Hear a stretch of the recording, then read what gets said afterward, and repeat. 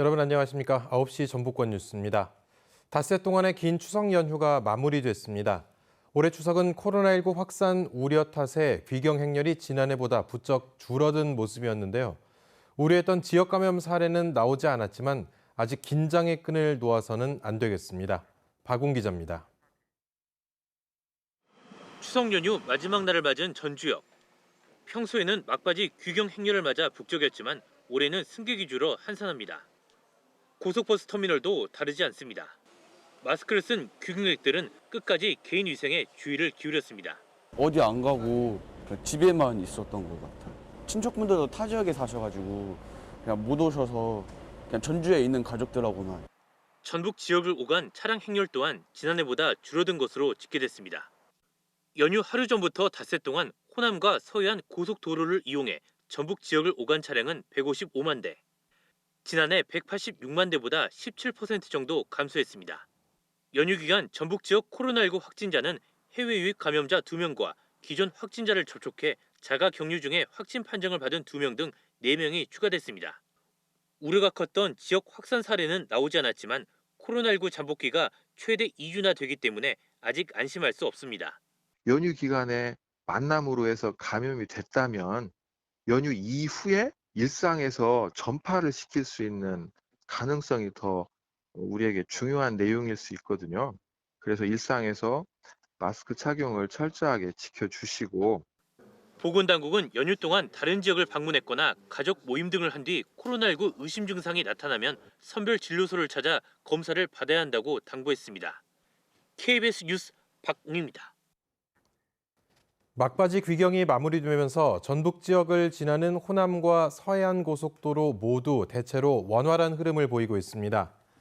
현재 요금소 기준으로 전주에서 서울까지 구간은 2시간, 동군산에서 서서울까지 구간은 1시간 50분가량이 걸립니다. 문재인 대통령의 임기가 채 2년도 남지 않았습니다. 하지만 전북에 내건 공약 사업들이 아직 시작도 못했거나 기대만큼 속도를 내지 못하면서 실망감을 키우고 있습니다. 보도에 안태성 기자입니다. 지지부진한 새만금 내부 개발을 직접 챙겨 속도를 내겠다.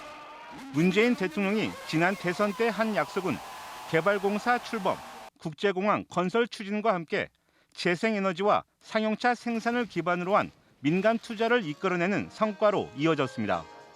하지만 현재 내부 매립률은 38%대로 올해 목표치 73%에는 크게 못 미치고 있습니다. 지난 30년 동안 정치적 이슈나 환경 이슈 때문에 더딘 개발이었는데 문재인 정부 들어서는 속도감 있는 추진의 방점을 좀 두고 있습니다. 그래서 여기에 관련된 예산 반영이라든지 국가 균형 발전을 내세운 공약 사업들도 제자리 걸음입니다. 혁신도시 시즌2로 불리는 공공기관 추가 지방 이전은 현 정부가 출범한 지 3년이 넘도록 시작도 못하고 있습니다.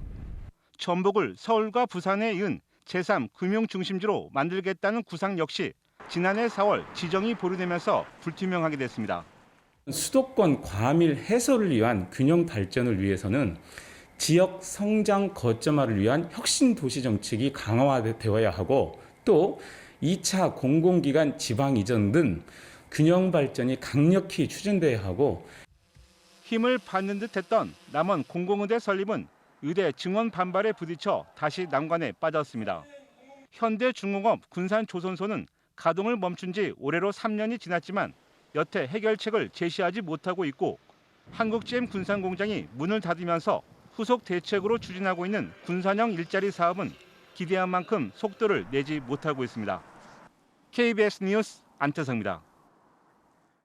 오늘 오전 9시쯤 군산시 경암동 경포교 아래 등 경포천에서 1.5km에 걸쳐 강준치 등 물고기 수백 마리가 떼죽음을 당한 채 발견됐습니다. 시민 신고를 접수한 군산시는 떼죽음 당한 물고기를 수거하고 폐사 원인을 밝힐 계획입니다. 전라북도는 도청과 출자, 출연기관 기간제 노동자 등에게 적용할 내년 생활임금을 올해보다 201원 오른 시간당 1,251원으로 결정했습니다. 주 40시간 근무를 기준으로 월 단위로 환산하면 214만 원으로 올해보다 4만 2천 원이 인상된 액수입니다. 생활임금은 노동자에게 최소한의 인간적, 문화적 생활을 가능하게 할 목적으로 지급되는 임금으로 전라북도는 지난 2017년부터 시행하고 있습니다. 전북 지역 건설업체의 공사 수주 등의 실적이 늘어난 것으로 나타났습니다. 국토교통부가 발표한 올해 상반기 건설 공사 계약액을 보면 전북 건설업체는 4조 원으로 지난해 같은 기간 2조 7천억 원보다 48% 늘었습니다. 지역업체 하도급 참여 확대와 민간 건설공사 수주 실적 향상, 새만금 사업 지역기업 우대 등의 정책이 상승 효과로 이어진 것으로 분석됐습니다.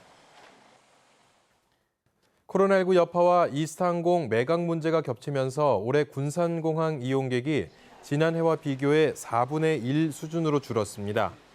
한국공항공사 자료를 보면 지난해 군산공항 이용객은 19만 6천여 명이었으나 최근 6개월 동안 군산 제주 노선 운항이 멈춘 탓에 올해 이용객은 5만 4천 명에 그쳤습니다. 이런 가운데 오는 8일부터 진에어와 제주항공이 군산 제주 노선을 취항하기로 해 이용 실적 회복이 예상됩니다. 전북 교사 노동조합은 코로나19로 인한 온라인 원격 수업과 관련해 충분한 예산을 지원하라고 주장했습니다.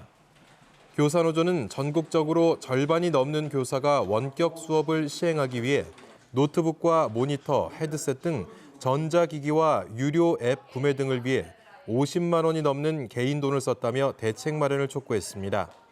또 쌍방향 원격 플랫폼과 프로그램을 개발할 것도 요구했습니다. 앞으로 전북 지역의 65살 이상 고령자 비율이 가파르게 증가할 것이라는 분석이 나왔습니다. 호남지방통계청 전주사무소의 조사 결과 올해 전북 지역의 65살 이상 고령자는 36만 9천여 명으로 전체 인구의 20.6%로 집계됐습니다. 65살 이상 고령자 비율은 오는 2030년에 30%, 2045년에는 42.5%에 이를 것으로 전망됐습니다. 전북권 뉴스를 마칩니다.